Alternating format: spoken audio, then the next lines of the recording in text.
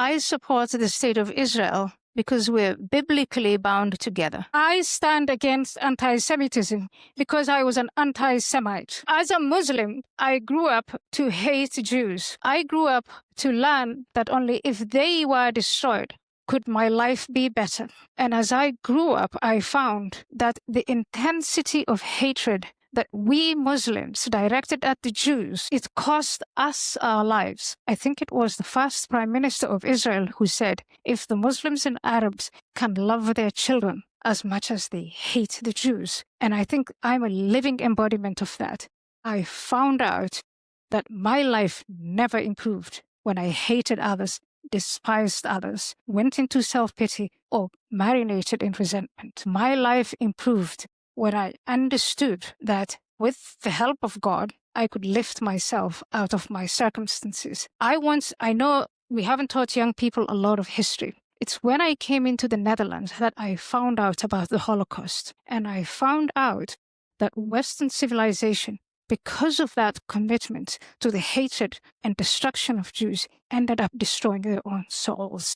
Look around. The communists and radical Islamists now walk hand in hand, fed by grievance and bound by spite. They despise the same things: Jews, Christians, and free speech, individual freedom and dignity, merit and the work ethic, accountability and responsibility. Together, they target the biblical roots of the West, the moral code that shaped this society. The Jewish people, once at home in liberal centers of the West, are fleeing places like London, Paris, Berlin, and now, shamefully, New York. Since the Mamdani victory, anti-Semitism, already a plague, has reached new heights. And to my Christian brothers and sisters, I say, resist the temptation to scapegoat. Every time anti-Semitism rises, it's a sign of societal sickness. When we blame the Jews, we harm ourselves. We descend into the same collective madness that destroys nations from within. The answer is not to divide, but to build new alliances. The Jewish community brings wisdom, intellect, generosity, and courage. Christians, Jews, and humanists together form the backbone of the West. When one suffers, all fall. Israel is not only a strategic ally, but a partner in survival. Restoration will not come from isolation, but from unity rooted in shared faith, shared responsibility, and a shared destiny. You, the young, whether you're conservative or liberal, you are now at a crossroads. If America First becomes a nihilistic mantra, it serves no one. But if it becomes a mission to restore a nation anchored in duty, in family, and in faith, it can save your generation. Charlie Kirk's death is a monumental loss, but among you sits the next Charlie Kirk. Perhaps she doesn't know it yet. Perhaps he doubts himself. But purpose often rises from loss and despair. Your task is not to mimic the heroes of the past, but to become the ones this generation needs. Now let's speak about the mind. For decades, political correctness replaced reason with emotion. Young white men were told that they were the villains of history. Women were told that victimhood was currency. Everyone was taught to feel, not to think. Western civilization achieved greatness because it valued reason over rage. It taught critical thinking. It demanded evidence. It separated what is from what ought to be. Today, we scroll for meaning. We cancel our critics, and we call that enlightenment. Socrates debated in the agora. We argue in comment sections. Once, the West produced Aristotle and Aquinas. Now, it produces influencers who can't spell either. When critical thinking dies, conspiracy theories thrive, and satire becomes prophecy.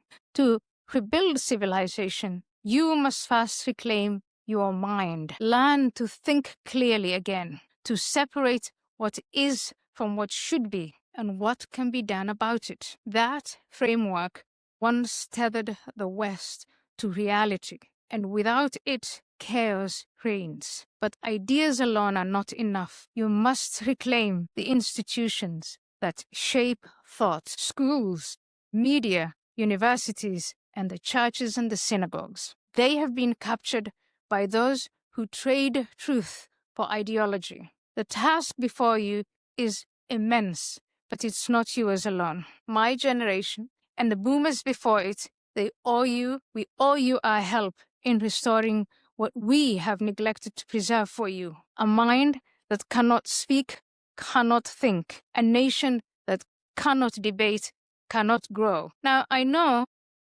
all this sounds heavy. So before we go, let's come up for air. Imagine being told that the men who wrote the United States Constitution were old and wise and powdered wig philosophers. In truth, they were mostly in their 20s. Alexander Hamilton was 21 when he joined the army. James Madison was 25 when he drafted Virginia's Constitution. They had no iPhones, no Google, no AI, just brain power, paper, and the unbearable burden of original thought. So if you think you're too young to rebuild America, remember they were your age when they built it the first time. You stand at a moment much like theirs. They resisted tyrants. You must resist corrosion. Corrosion of the mind, corrosion of the soul, and corrosion of truth. Your generation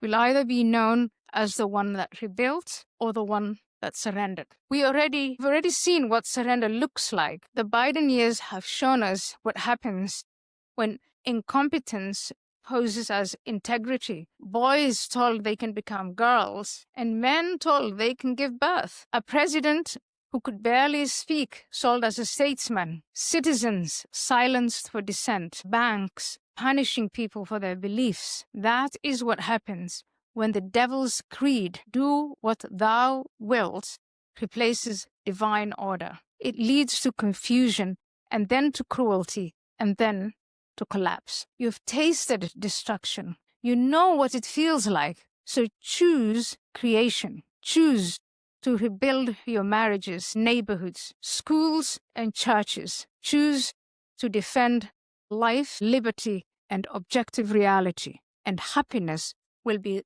the byproduct of your endeavor. And understand this: empires do not fall in a day, but they do fall. And rebuilding will take patience, it will take humility, it will take collaboration and faith. You will make mistakes as every generation does, but do not grow cynical. The West and America was not built by cynics. It was built by believers. So, to my young friends, I say this: you were cheated of a moral inheritance. You were born into a vacuum of meaning. You were handed an empty plate and told it was a feast. But within that emptiness lies opportunity. You can't be the generation that restores what is lost. Do not hand your society and your civilization to those who despise it. Do not surrender your faith to those who mock it. Do not trade your birthright for digital distractions. You've seen what happens when destruction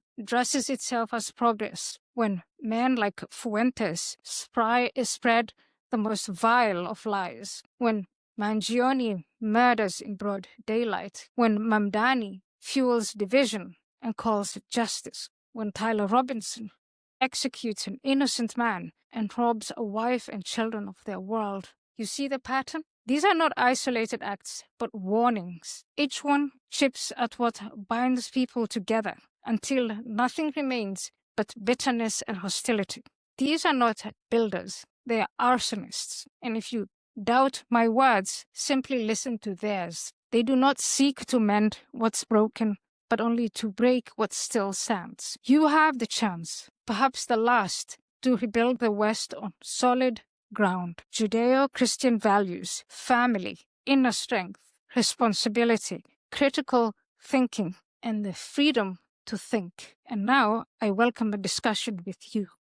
Thank you. Hi, thank you so much for being here. I've been following you for a while. Like you, I escaped an Islamic hellhole and I was born and raised in Iran. Oh, by the way, I go to UCI and my name is Mateen. Forgot that part. So the thing I was going to ask you, as someone who criticizes Islam very much, and we have that in common, do you think there are any routes to take away First Amendment protection from Islam and call it a death cult and not a religion anymore? I think we went through a period, and I was part of that fight, of fighting political correctness and accusations of Islamophobia and, I don't know, the censorship industrial complex. But we're now at this crossroads where I find that what we have achieved in terms of victories, the right to enjoy our protected First Amendment freedoms, that now we are turning it on one another and against one another, and we're not celebrating our victory by going on to the next thing. I'm looking at the people on the center right at this time, but at blaming Jews, Indians, etc. And so looking at that, I asked myself, what were we fighting for exactly? We've got to remind ourselves and the young people over and over again what it is that we are fighting for, not just what we are fighting against. And you being from Iran, and I think everybody else who comes from a tyrannical environment knows exactly what I'm talking about. Thank you so much. Hello, thank you for your speech. My name is Mikita, and I'm going to Westminster College, Missouri. So, and my question is, nowadays in the West, leftist allies with radical Islamists. So we've seen how the pro-Palestine protesters allies with the left. We've seen how European legal systems defend radical Islamists. And we generally see how if you're trying to criticize radical Islam, you're being accused of Islamophobia.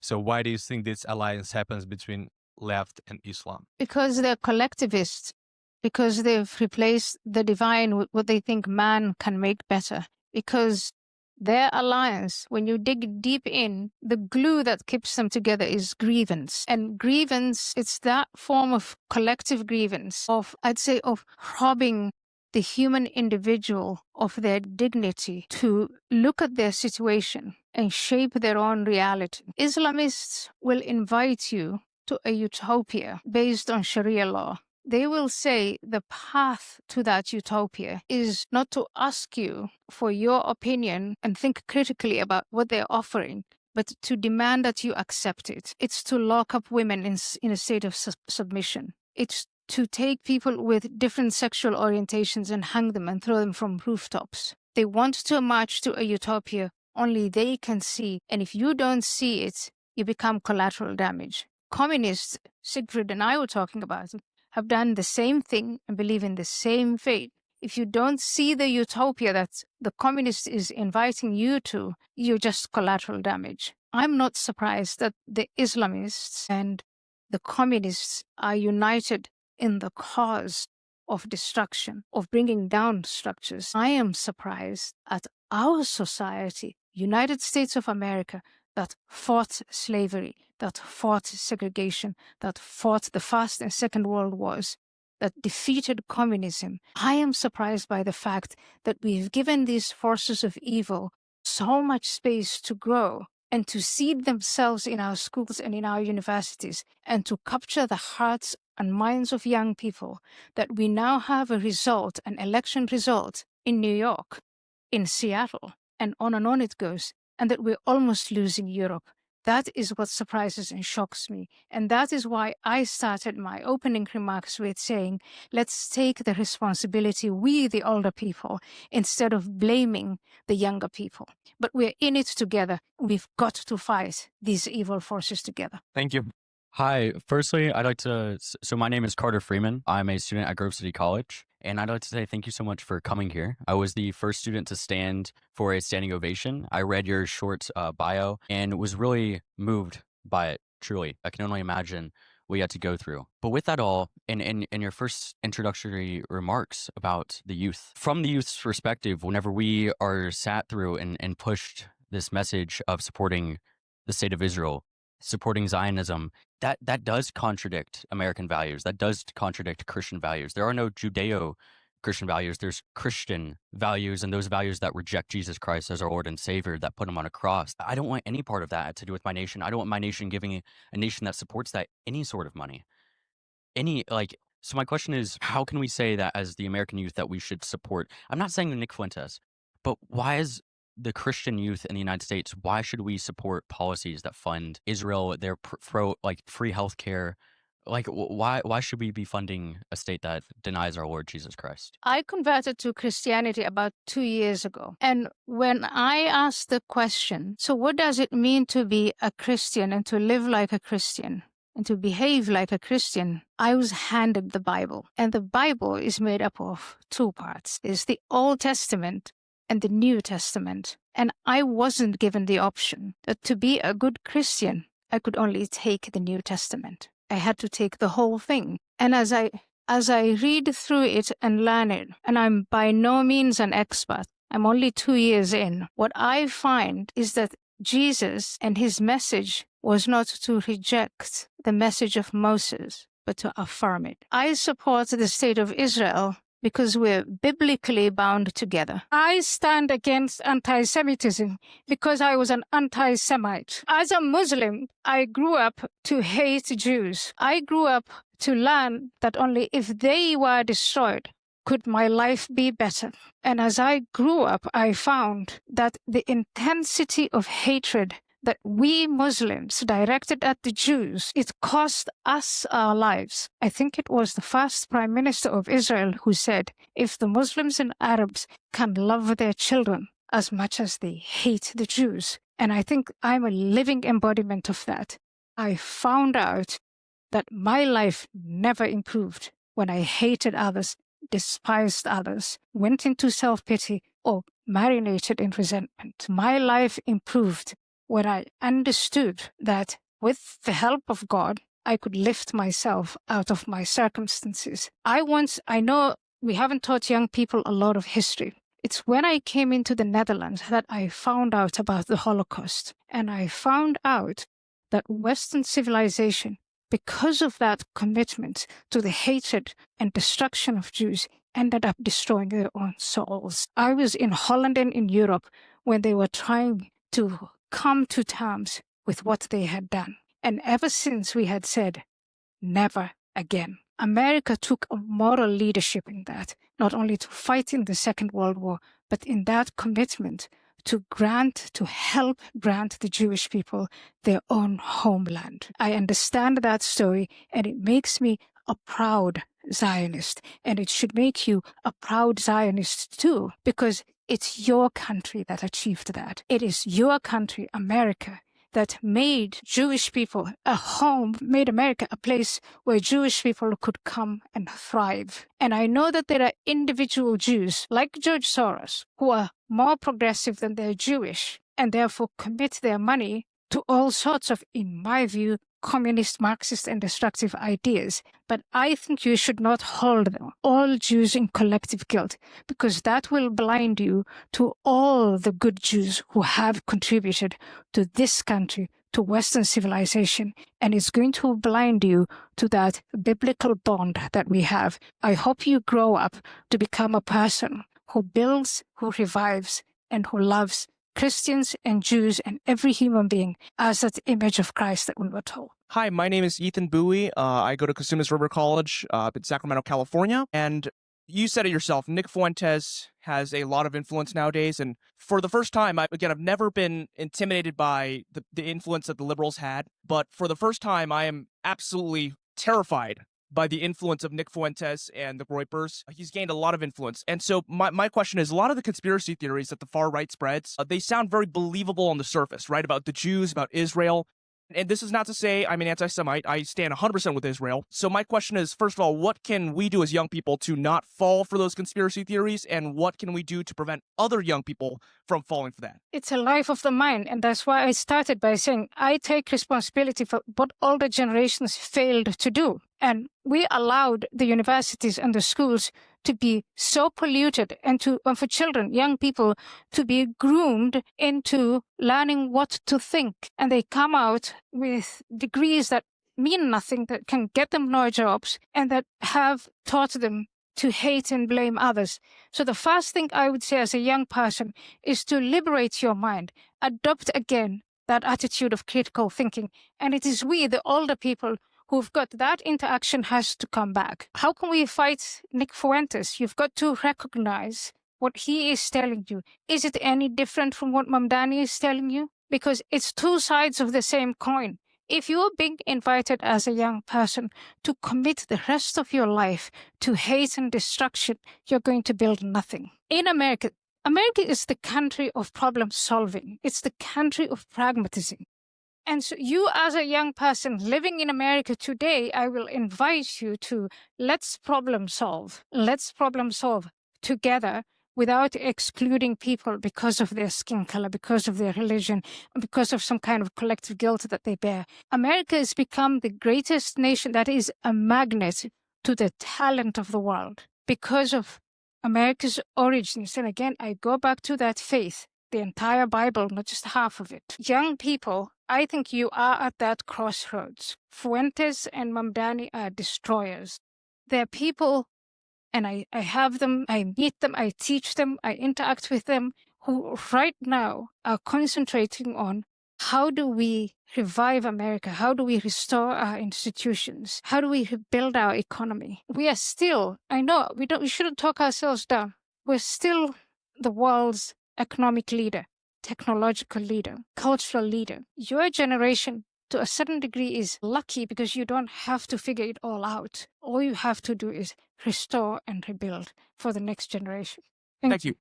Hello, thank you again for your talk tonight. My name is Max Keeney. I'm a student at the University of Dallas. And my question for you is, I've heard a lot of people talk about Islam and also socialism as threats. And I kind of fail to see how they could be compatible at all. So my question is, which do you think represents a greater threat to America and the free world, and why? Islamists and communists have some things in common, and they have irreconcilable differences. I have seen this marriage before, and it was in Iran, when the communists in Iran and the Islamists fought together to overthrow the Shah. And in 1979, when they did that, the Islamists came to power and then proceeded to slaughter the communists, exile them, and kill them. That's the game. The game is we hold hands now and let's destroy the capitalist, Christian, Jewish, whatever. And then when they come to power, one group will try and destroy the other. Let's see how that plays out. I don't want them to have that opportunity in America. Which one of them is the bigger threat? I want to say communism is the bigger threat. Islamism is the more persistent. Islamism is the more persistent because, first of all, they invoke a god. Communists are nihilists. So very quickly, people get disappointed with the promise of the communist utopia. You know those free grocery stores, the free buses? None of that's going to materialize. And so the young people who happily voted for, it's a human right for the government to pay for your hair and nails. Very soon, they're going to realize that a government that pays for your hair and nails and your groceries, they're not going to stop there. They want more. They're going to take your freedom bit by bit and bit. So as you grow up, you're going to wake up to what communism actually means, and you can put up a fight. Islamists invoke a god. The utopia has a longer runway. But it's also met with immediate violence and terror. Islamism is also a threat because it uses human beings in some ways that are different from the communists. The communist looks at women and doesn't see a uterus that just produces babies for the communist cause. The communists will say, let's destroy the nuclear family, hence not walking out of the house, the whole invention of the transgender group and all that. Black Lives Matter. They say it on their website. We want to destroy the nuclear family.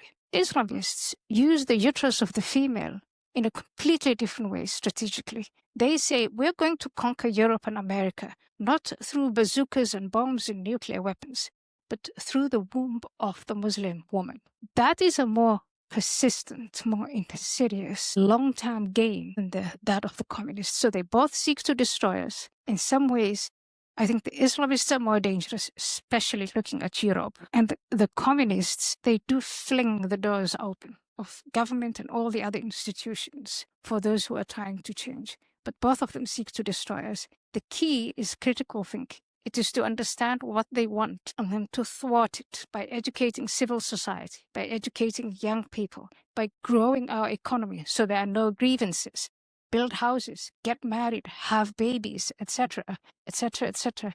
Not let's blame the Jews, let's blame this group, let's blame that group. That doesn't work. It's 2025. America's debt is over $37 trillion, and the dollar just had its worst crash since 1973. That puts your savings and your family's future at risk. That's why we trust Alpha Omega Gold, a company that stands unapologetically with Israel and supports Stand Tall Israel. Visit ao.gold/stand to claim your free precious metals wayfinder guide or call 1-855-426-4653 today. Protect your future before it's too late.